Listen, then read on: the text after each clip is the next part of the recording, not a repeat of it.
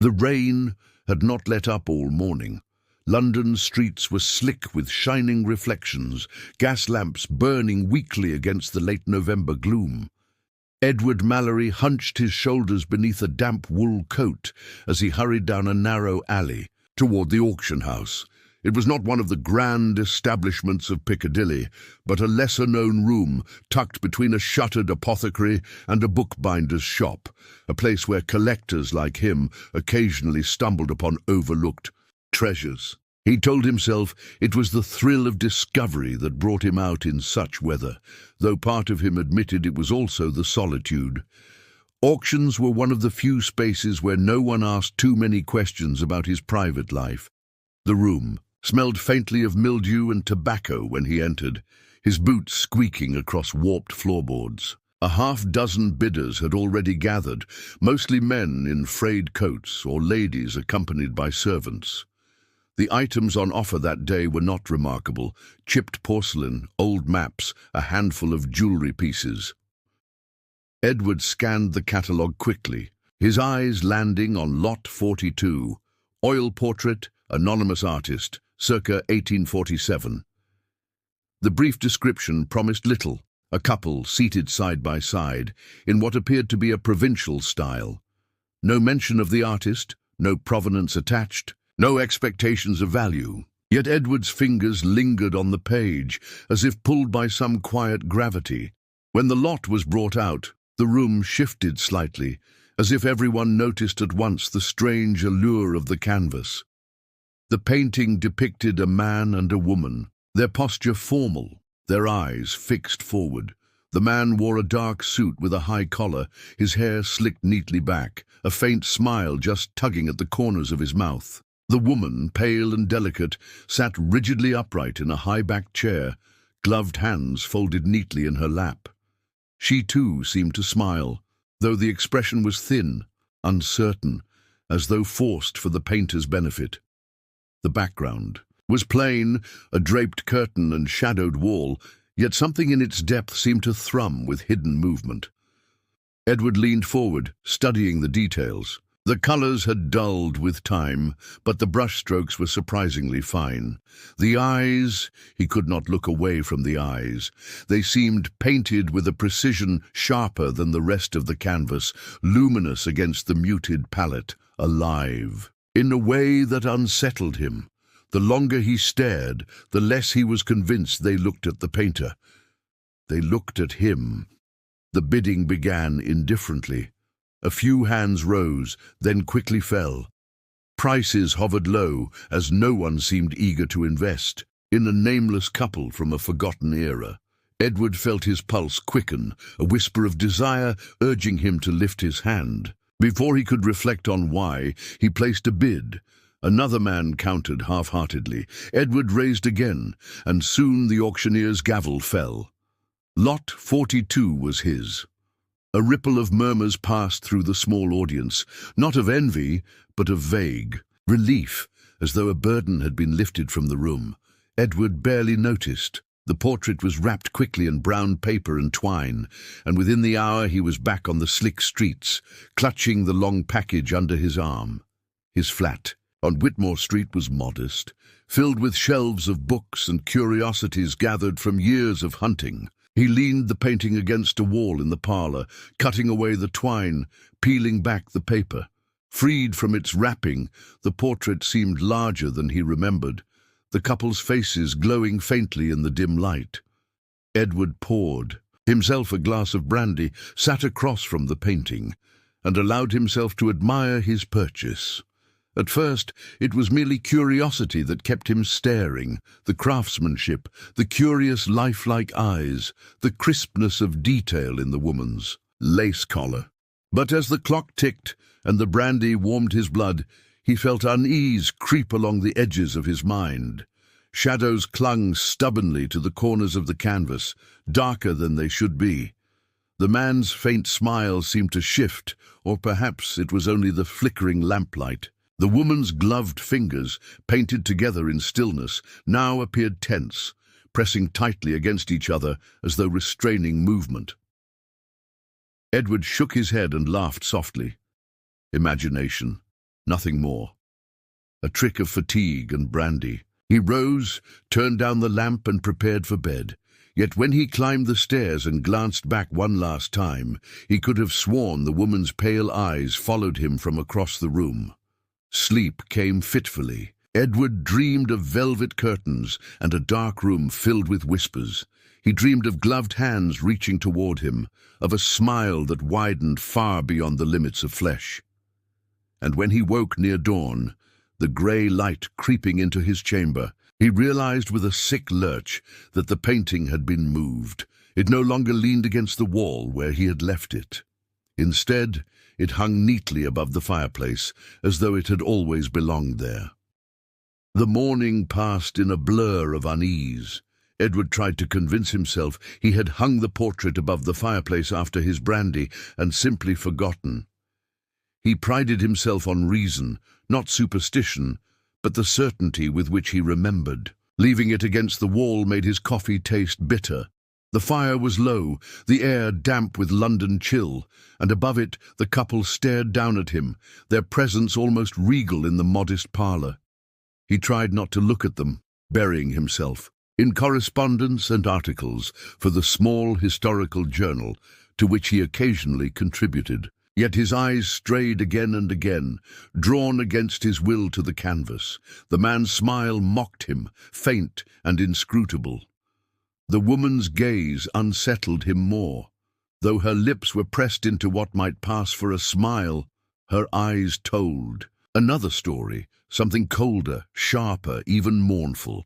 It was not the expression of a wife proudly sitting beside her husband, but of someone trapped in the moment, bound by invisible chains. By noon, Edward found excuses to rise from his desk, circling the painting as if a change of angle might dispel his discomfort. Up close, he noticed tiny irregularities he had not seen at the auction. Brushstrokes that bled into darkness, too deep for paint, subtle ridges where the paint seemed thicker, as though something beneath the surface strained to emerge. The woman's gloves, painted a delicate ivory, were marred by the faintest hint of red near the seams. He leaned in, heart quickening, convinced at first it was a flaw in the varnish. Yet no matter how he tilted the canvas to the light, the suggestion of blood remained.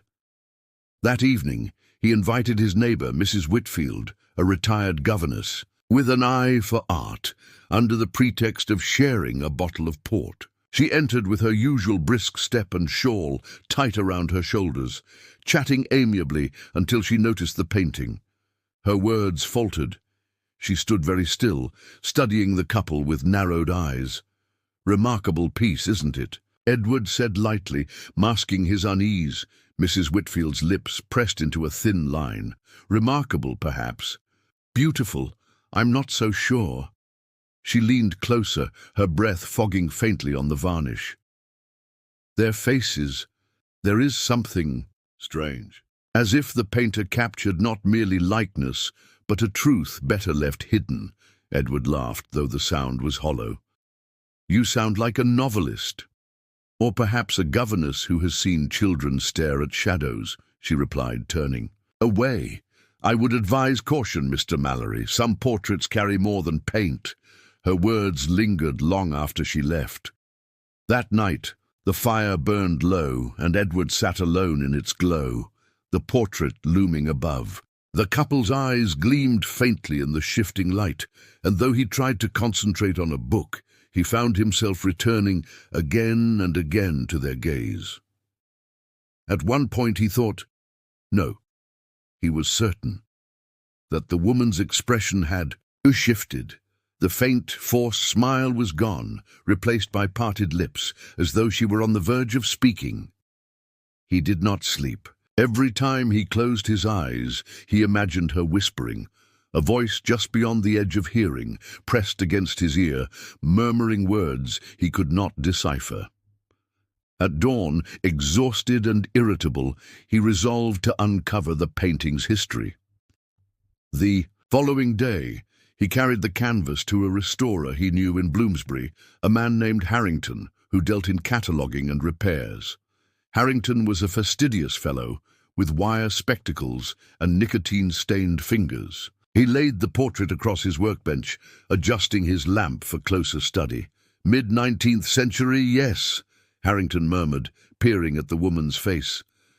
Good brushwork, but... He tapped the edge of the canvas with a long fingernail. Curious layering here, almost as if something beneath has been painted over. Painted over? Edward leaned in. Yes, a common enough practice if a client wanted revisions or if a canvas was reused. But here, the underpainting seems deliberate, thick, heavy. Harrington adjusted his lens, then frowned. Most peculiar, there may be figures hidden beneath the surface. Hard to say without X-rays, but the texture is undeniable. Edward's skin prickled. Figures beneath. A hidden layer. Do you think the restorer could uncover it? Possibly, though it may damage the surface. Sometimes these things are best left intact. Harrington glanced up, noting Edward's pale expression. What troubles you, Mallory? You look as though you expect the canvas to bleed if I scratch it. Edward forced a laugh. Nonsense, I'm merely intrigued. He left the workshop unsettled, the image of hidden figures gnawing at him. That evening, as the fog rolled over London and muffled the sound of carriage wheels, he sat again before the portrait. The thought of the layers beneath became unbearable. What lay hidden in that darkness? Another face? Another scene? The woman's eyes seemed to plead with him now, no longer cold but urgent, desperate. And though no sound escaped the canvas, Edward swore he could read the words on her lips. Help me. He staggered back, pulse hammering. It was impossible, yet the impression was undeniable. For the first time in his life, Edward Mallory locked the door to his parlour before going to bed. Though even behind wood and iron, he could not banish the feeling that the painted woman was still watching, still whispering, still waiting for him to listen. Edward had never been a man easily given to dread, yet the following week found him waking each morning with a heaviness in his chest that lingered like damp fog. The portrait dominated his thoughts. He could not eat without feeling the couple's gaze. He could not write without their presence pressing against his concentration. At times, he would catch himself staring for long minutes at the woman's eyes, convinced that if only he looked long enough, she might blink. When at last he resolved to dig into the history of the painting, he began with the auction house records. A young clerk, distracted and yawning, produced a slip of paper with the consignor's details. Estate of Winthrop House, Sussex. Nothing more. No artist, no prior sales. Edward thanked him curtly and caught the next train south. The journey took him through miles of wet countryside. Rain streaked the windows and blurred the hedgerows into grey smudges. Winthrop House, he learned, had been abandoned for decades, though the shell still stood near the village of Ashcombe. The estate had belonged to the Harrow family, once minor gentry, long faded into obscurity. He disembarked at a windswept platform, hired a carriage, and directed the driver toward the ruin. Villagers glanced at him as he passed through Ashcombe, their looks heavy with something between suspicion and pity. When he asked about the Harrows, most turned away. One old man muttered, "Best leave their ghosts alone," before spitting into the mud. The estate itself loomed in melancholy grandeur. Winthrop House stood on a hill, windows shattered, ivy strangling its stone. Edward approached with quickened breath, the crunch of gravel loud in the silence. Inside, dust and rot greeted him. Floorboards sagged, wallpaper peeled in long strips. He wandered through crumbling halls until he found a vast chamber, once a drawing room, where patches of wallpaper still clung. There, faint against the plaster, was a square of lighter paint, the ghost of a frame long removed. The portrait had hung there. He felt it instinctively. A floorboard groaned behind him. Edward spun, heart racing. But the room was empty save for his own shadow. He forced a laugh, yet the unease gnawed deeper. It was then he heard the faintest whisper, as though from the walls themselves, a woman's voice, trembling, fragmented. He could not make out the words. By dusk he had retreated to the village inn, unsettled but more determined than ever. Over supper he pressed the innkeeper for answers. At last, with a reluctant glance toward the empty hearth, the man said, "You'll want to see Professor Llewellyn. Lives by the churchyard. Knows more of the Harrows than any man should." The professor was an elderly historian with a reputation for eccentricity. Edward found him in a cluttered study, surrounded by shelves bowed under the weight of ancient tomes. Llewellyn welcomed him with sharp eyes and a voice both weary and precise. When Edward mentioned the portrait, the professor's expression darkened. "You bought it," Llewellyn said, more statement than question. "Yes, do you know of it?" "I know too much." The old man rose stiffly, pulled a leather volume from the shelf, and laid it open on the desk. The Harrows of Winthrop were not merely forgotten gentry. They were whispered to practice rites darker than religion allowed. Their matriarch, Eleanor Harrow, was said to dabble in invocations, summonings, if you believe such tales. Edward leaned closer. "And the portrait?" "It was commissioned in 1847, the year Eleanor's youngest daughter wed, but there is no record of the painter, nor of the daughter's name. The canvas is rumored to have been cursed. Servants spoke of faces that shifted, whispers in the halls, misfortunes that followed the family. Within 10 years the Harrows were gone, some to illness, some to accident, some simply vanished. The estate rotted ever since." Llewellyn closed the book with a snap. "I am astonished the painting survived at all." Edward swallowed hard. "You believe the stories?" The professor's eyes glittered. "I have lived long enough to know. That belief is irrelevant. The thing exists and it carries a weight. You feel it, don't you?" Edward hesitated, then admitted in a whisper, "Yes." "Then I advise you, rid yourself of it. Burn it if you must. Do not look too long and, for God's sake, do not listen."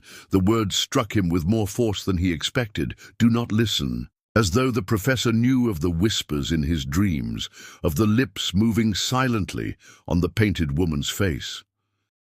That night, Edward could not bring himself to return directly to London. He lay awake in the inn, staring at the ceiling, the professor's warning echoing in his skull. Burn it, destroy it, yet the very thought filled him with dread, not merely of the act, but of the loss. For as much as the portrait frightened him, it called to him with equal strength, like a secret he was not meant to know, but could not resist. By morning, he had convinced himself of a compromise. He would not destroy it, not yet. But he would. Watch it more carefully. He would learn its truth. He told himself he was still a man of reason, still a collector of history, still master of his own home.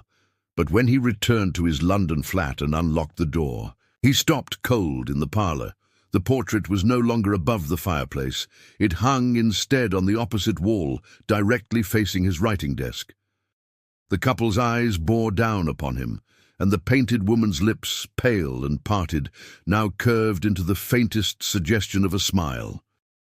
The following days settled upon Edward like a fog that would not lift.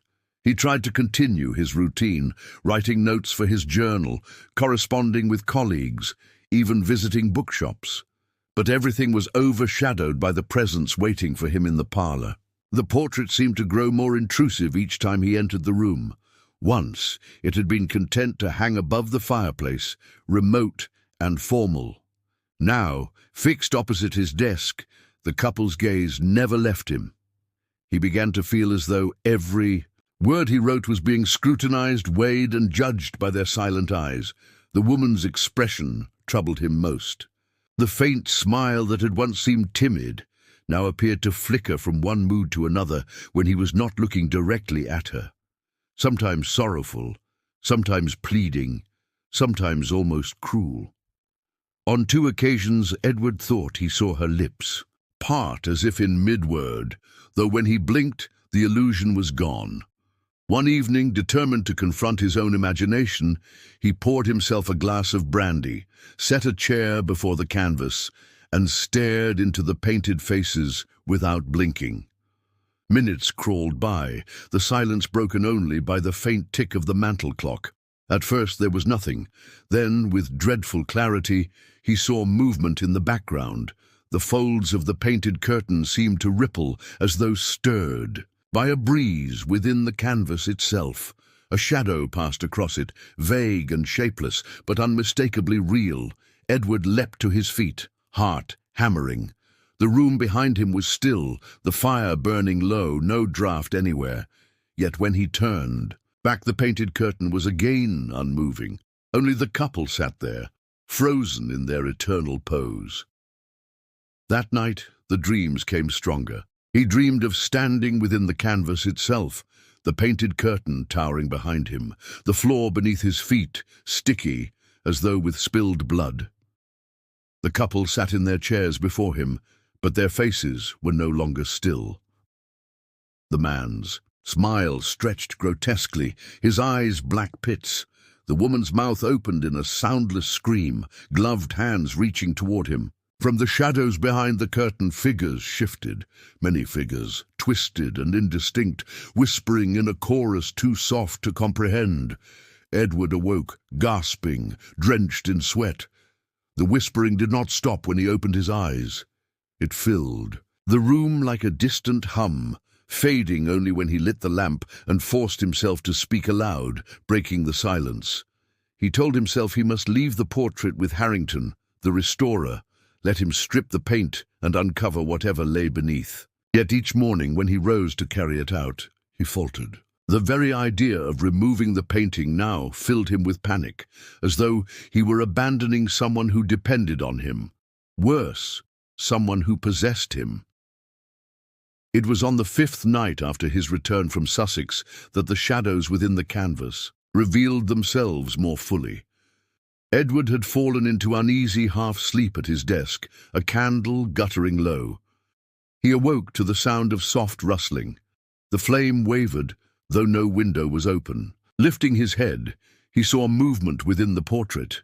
The curtain behind the painted couple stirred again, but this time more violently.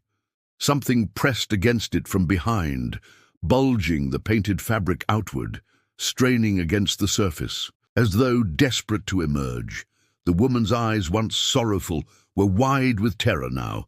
Her lips shaped the words again, clearer than before. "Help me!" Edward stumbled backward, knocking over the candle. Darkness swallowed the room, broken only by the faint glow of the fire in the grate. In that half-light, the shadow behind the curtain writhed. A hand, no brushstroke, but a pale three-dimensional hand pushed against the surface of the painting, stretching it outward like skin. Fingers clawed through, nails dragging across the varnish. With a cry, Edward seized the fallen candle holder and hurled it at the canvas. The metal struck the frame with a dull thud. The vision vanished. The painting was still again, the couple unaltered, their expressions serene. Yet the glassy sheen across the woman's gloves glimmered faintly red, as if fresh with blood. For hours, Edward sat trembling in the chair, unable to look away. At last dawn crept into the room, washing everything in grey. The portrait was unchanged, no bulging curtain, no clawing hand, only the eternal couple, patient and silent. But Edward knew now, with dreadful certainty, that there was something trapped within that canvas, something alive. By midday, he returned to Professor Llewellyn, desperate for answers. The old man received him with wary resignation, as though expecting him. Edward poured out his experiences, the whispers, the shifting expressions, the hand pressing from behind the painted curtain. Llewellyn listened gravely, then fetched another volume from his shelves.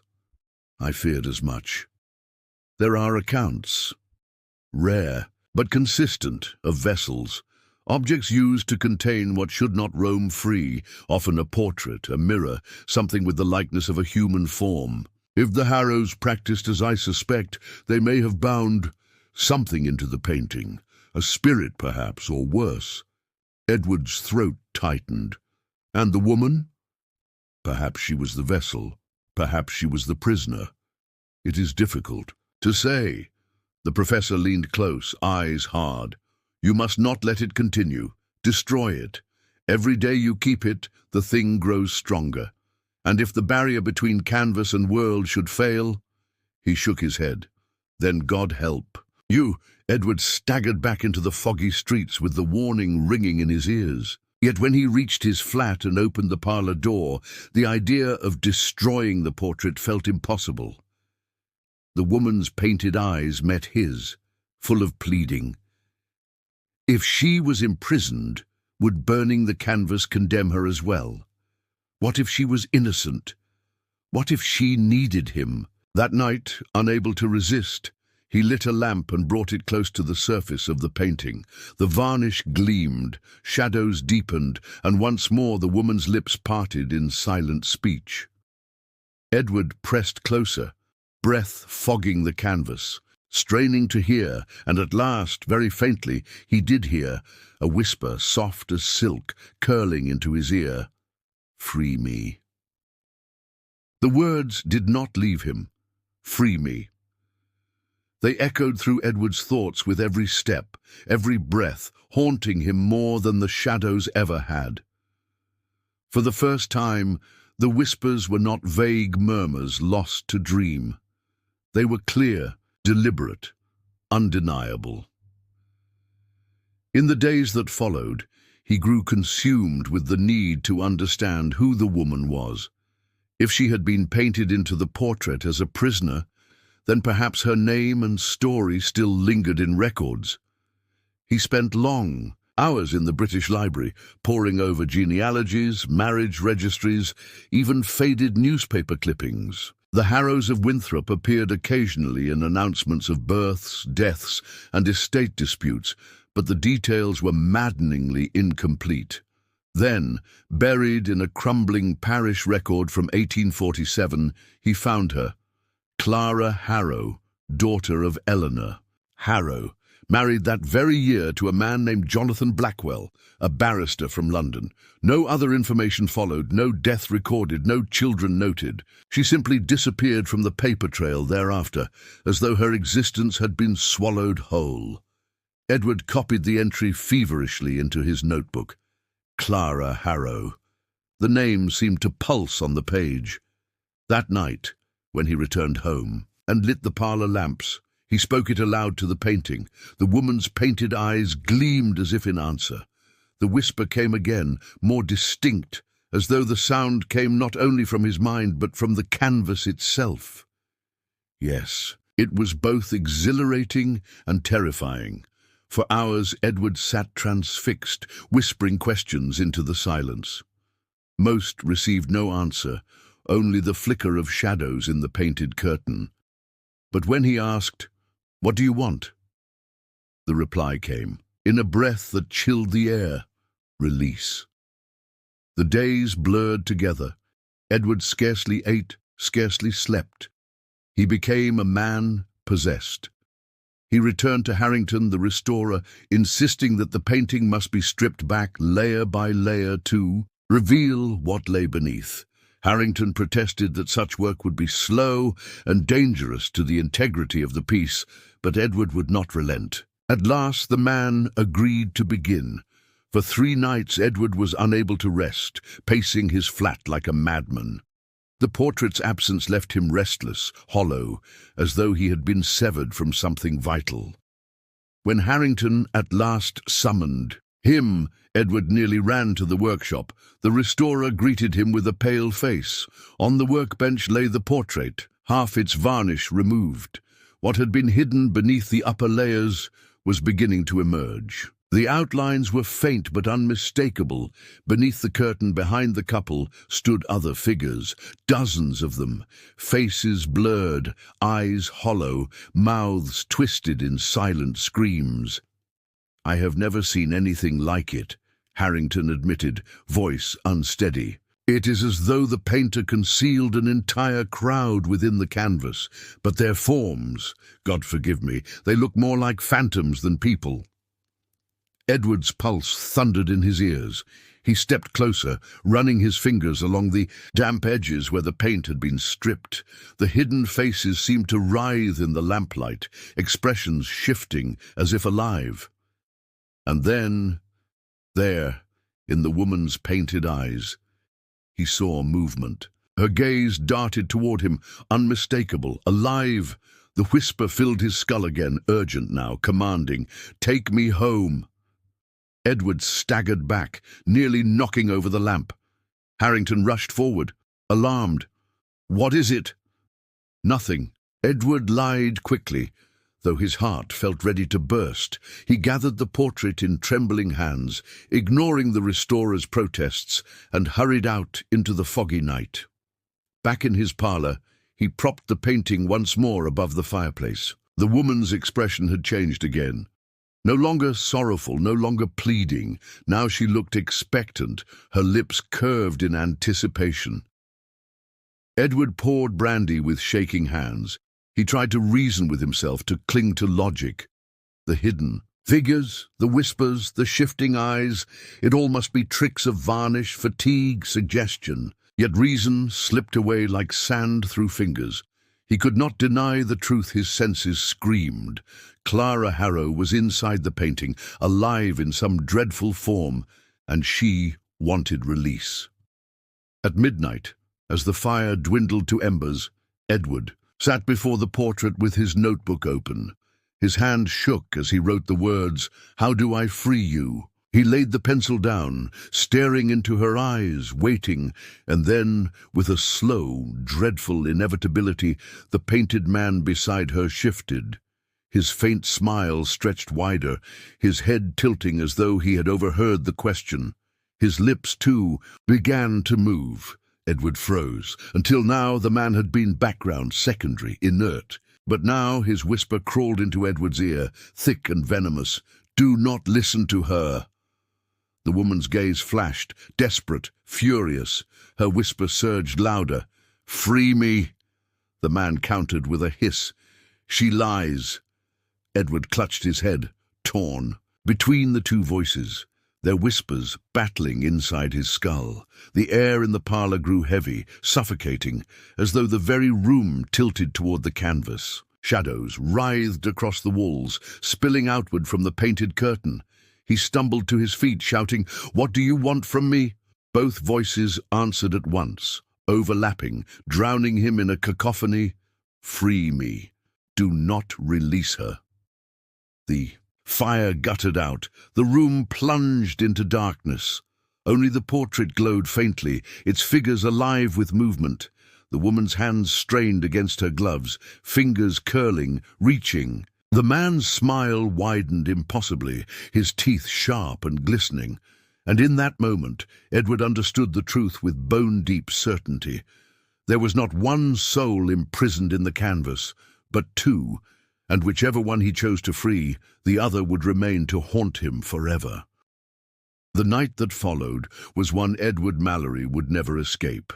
The voices would not leave him. They whispered from the canvas, from the walls, from the hollow of his own skull, two threads of sound, interwoven, yet distinct, one pleading, one commanding, both relentless. "Free me, do not trust her, release me. She will destroy you." He staggered about the parlour like a drunkard, clutching his temples, the portrait looming above the fireplace, glowing faintly with a light that came from no lamp. The woman's eyes glittered with desperation, her mouth forming silent pleas.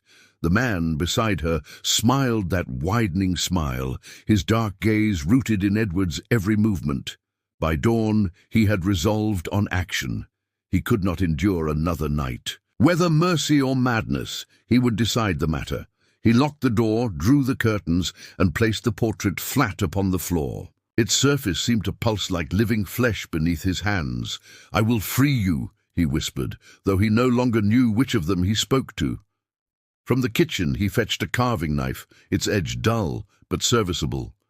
Kneeling, he pressed, The blade against the painted curtain in the background, where the shadows seemed to writhe most violently. At once the voices rose in a shriek, one urging him on, the other begging him to stop.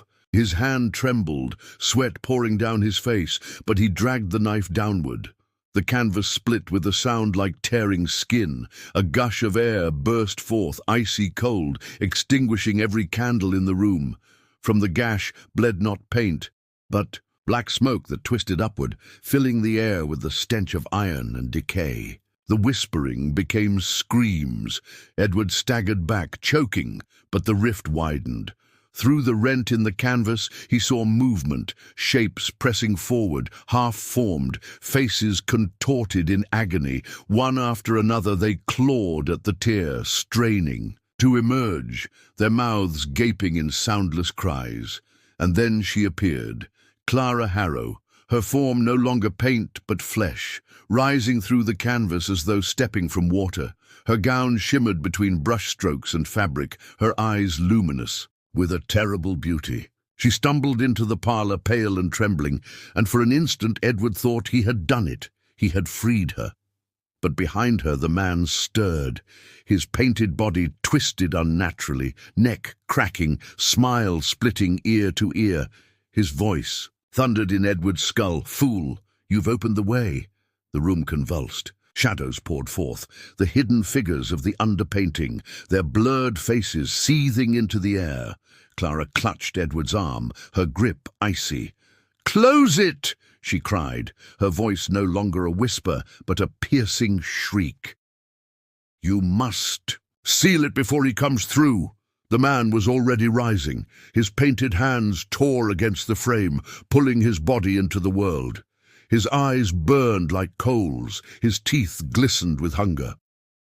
Edward panicked, seized the knife again, and slashed wildly at the canvas, cutting across the man's torso. The painting screamed.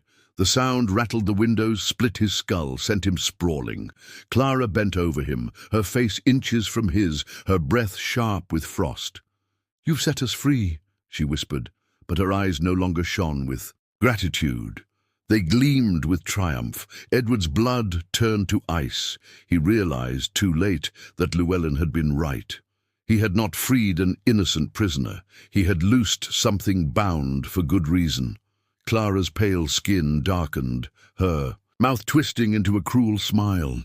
Behind her, the shadows swirled, gathering strength. The last thing Edward saw before the world collapsed into black was the portrait, mended somehow, whole again upon the wall. But the couple no longer sat in painted stillness. The chairs were empty, the curtain hung open, and in the parlour, though he could not see them, he felt their presence standing on either side of him, watching. When neighbours forced open the door days later, they found Edward Mallory's flat in shambles. The furniture was overturned, the hearth cold, the air rank with mildew. But of Edward himself there was no trace, save for a new figure in the portrait above the fireplace. Between the seated man and woman, in a freshly painted chair that had not been there before, sat Edward Mallory. His eyes were wide with terror, his lips parted in a silent scream. And those who gazed too long at the painting swore that if you leaned close enough, if you let your eyes adjust to the shadows within the canvas, you could see the faintest movement. 3. Figures shifting, waiting, whispering, until you too felt the urge to step closer, closer, closer.